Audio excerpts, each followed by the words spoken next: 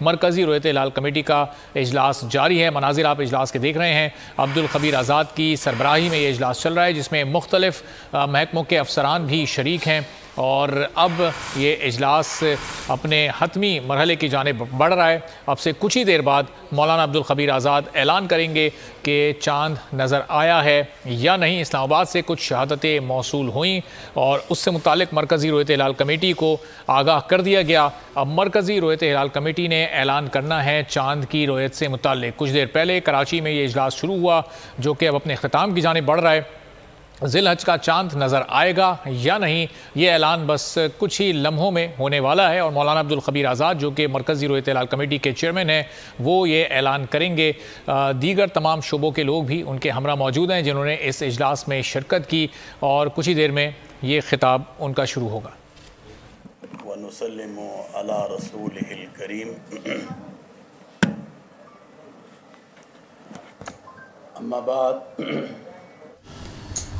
اما بعد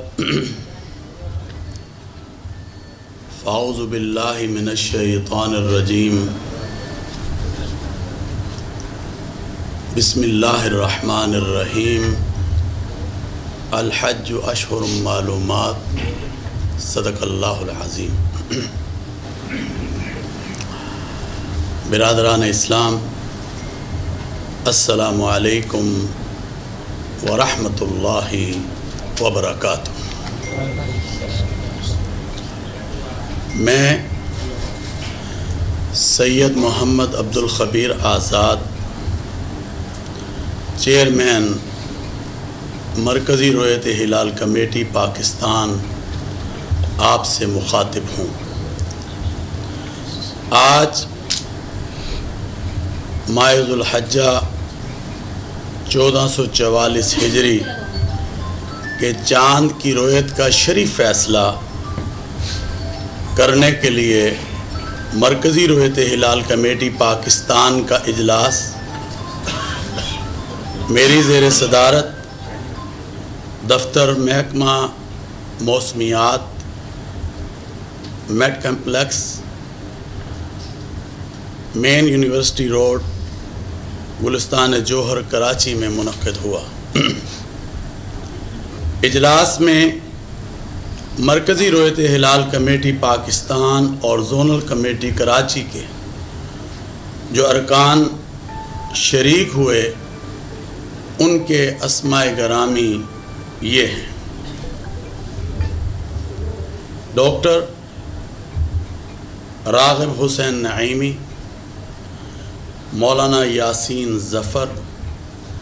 صاحبزادہ سید حبیب اللہ چشتی، مفتی فضل جمیل رضوی، مفتی قاری مہر اللہ، مولانا عبد المالک بروہی، مفتی علی اصغر اتاری، مفتی فیصل احمد، مفتی یوسف کشمیری، پیر سید شاہد علی جیلانی، مولانا اشرف علی، مولانا اسد زکریہ قاسمی، مفتی ضمیر احمد ساجد، اور جو زونل رویت ہلال کراچی کے لوگ آج ہمارے ساتھ شریک ہیں: حافظ محمد سلفی، مولانا مفتی صابر حسین، قاری نذیر احمد نعیمی، اور رابطے کے فرائض وزارت مذہبی امور پاکستان سے حافظ عبد القدوس نے، جبکہ فنی معاونت کے لیے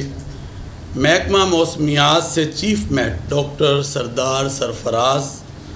محکمہ سپارکو سے غلام مرتضیٰ، وزارت سائنس اینڈ ٹیکنالوجی سے زین العابدین، اور پاکستان نیوی سے کمانڈر سعد نے اپنی خدمات سر انجام دیں۔ اس کے علاوہ پاکستان بھر میں زونل رویت ہلال کمیٹی کے اجلاس ان کے متعلقہ ہیڈ کوارٹرز اسلام آباد، لاہور، پشاور اور کوئٹہ میں منعقد ہوئے۔ الحمدللہ آج پاکستان کے اکثر اور بیشتر مقامات پر مطلع صاف رہا اور کچھ مقامات پر مطلع ابر آلود بھی رہا، اور مختلف مقامات سے ماہ ذو الحجہ کا چاند نظر آنے کی شہادتیں موصول ہوئیں، جن میں اسلام آباد، لاہور، بہاولپور، خانپور، گھوٹکی، بھاول نگر، کراچی، پشاور و دیگر مقامات شامل ہیں جہاں چاند نظر آ گیا ہے الحمدللہ۔ لہٰذا اتفاق رائے سے فیصلہ کیا گیا کہ انشاءاللہ یکم ذو الحجہ 1444 ہجری 20 جون 2023 بروز منگل کو ہوگی، اور عید الاضحیٰ 29 جون 2023 بروز جمعرات کو ہوگی انشاءاللہ۔ اللہ تبارک و تعالی اس اجلاس کو اپنی بارگاہ میں قبول و منظور، اور اس دن کو اور ان دنوں کو جو بہت ہی برکت کے دن ہیں، ان سب دنوں کو ہمارے لیے خیر و برکت کا ذریعہ بنائے۔ حضرات محترم ناظرین، میں آپ کے سامنے اس بات کو بھی رکھنا چاہتا ہوں کہ آپ جانتے ہیں کہ ابھی ایک یونان کے اندر حادثہ نہیں بلکہ ایک بہت بڑا سانحہ ہوا، اور بہت سے بچے پانی میں ڈوب گئے۔ آج ہم ان کے لیے بھی یہاں پر دعا کریں گے، مگر جو حکومت پاکستان نے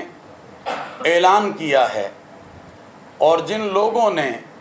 ان بچوں کو بچوانے میں کردار ادا کیا ہے،